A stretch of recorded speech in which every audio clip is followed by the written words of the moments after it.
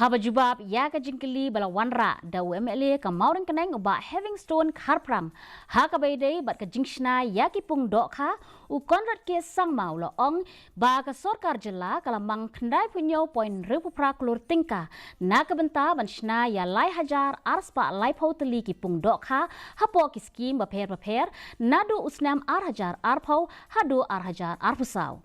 Ukonrad ulabatai ba ka aqua mission bala pelat pat ba hausnam hajar kharwe kalala ban Pynmih 1,000 metric ton ki Dohkha bat yamenta ka Jylla kalala ban Pynmih hadu arpau hajar metric ton Pyrshah ya ka Jingdawa ka balong laipu hajar metric ton. Always a joint effort by the fishery and the health department, the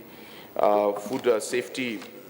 The Commissioner of Food Safety is there, sir, under the Health Department. And there's always a joint operation, or you can say exercise, that's conducted every once in a while. And there is no way for us to